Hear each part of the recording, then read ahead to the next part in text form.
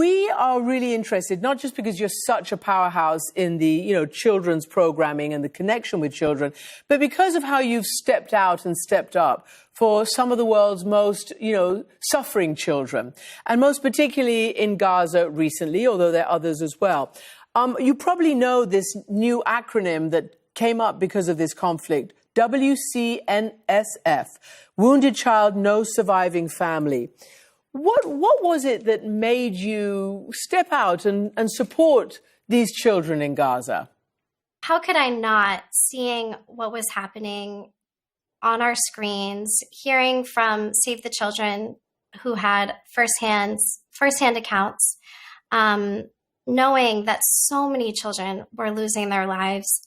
It's up to over 18,000 children. So as an early childhood educator, I know what children need. They need food. It's being blocked. They need water. It's being blocked. They need to be in school. Their schools have been bombed. They need medical care. I know what children need to thrive, and I know what holds them back. And it was very clear to me, along with so many others in our country and around the world, that it's so critical to speak up. Did you ever doubt, because this is such a political, you'd think that the humanitarian would be an issue on its own, but even the humanitarian catastrophe has been so terribly politicized.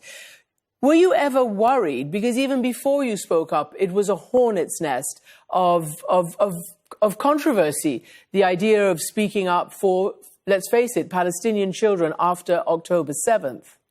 Yeah, I was worried, and I was worried that I'm not an expert in that area, but I knew that I'm an expert in child development. I have 2 masters in education. I've worked with children my whole life for 20 years.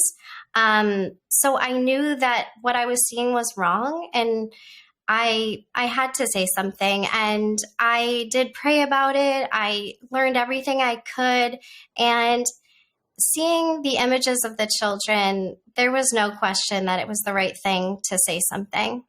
I want to play this piece of video, which is deeply, deeply affecting. And it's 2 kids, Celine and Sila, watching your show from Gaza, surrounded by the rubble of their home. And it's just the most incredible image, really. What did you think? And they've got joy on their faces, too, when they see it and they can communicate. And maybe for a second they forget where they are. How did that move you? Oh, it moves me beyond words that I could bring a little bit of joy in the midst of unimaginable suffering, that I could be there for them during a genocide. Every day, kids message me voice memos. One little girl said, "Will you stay with me? I lost my whole family."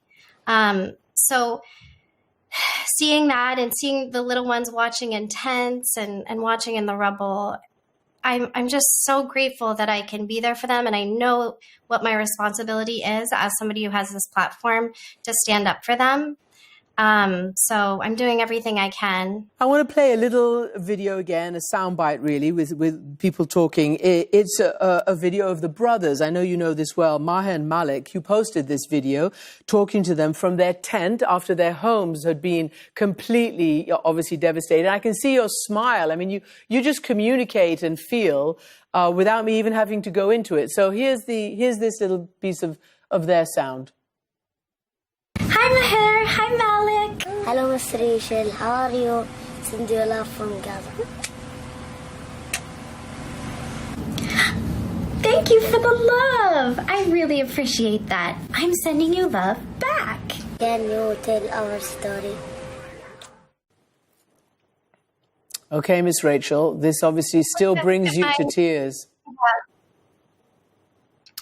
I see them like I see my son, and the fact that they could have everything they need and it's miles away, it's so frustrating. And I just wish we could wrap them all up in love and give them everything they need. And we could. That's what's so painful.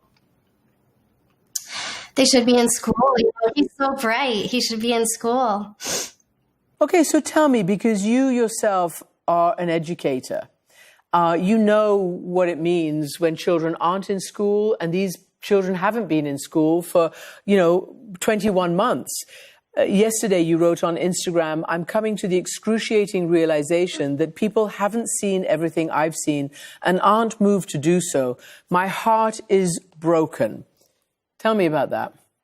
Well, I think in your advocacy journey, sometimes you get really frustrated because it feels like you're in a nightmare saying, hey, 18,000 kids have been killed. They're the highest cohort of child amputees in modern history. You just try so hard to get people to move.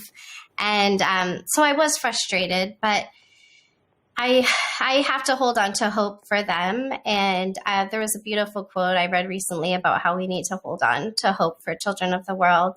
I also think a lot about child development, being an expert in that area. So 0 to 3, the brain, it's such a critical time. So if you're exposing children to trauma and malnutrition during that time, it can have effects for a lifetime. And I'm thinking about all those little ones who aren't getting that chance. And don't we as grown-ups in this world have a responsibility to give all children that chance? I don't believe that deep care and that responsibility ends at our own children. So talking about our own children, there has been a backlash to you. And of course, you've spoken out about the Israeli children, the infants and the toddlers who were wounded, who were kidnapped even on October 7th. And that doesn't seem to satisfy the critics. Tell me about how you've suddenly found yourself and how you're dealing with empathy for all children, but some people don't want to see it for some children. It's so tough. I was talking to James Elder from UNICEF, and he was telling me about having to start at square one with Palestinian children, that they're human.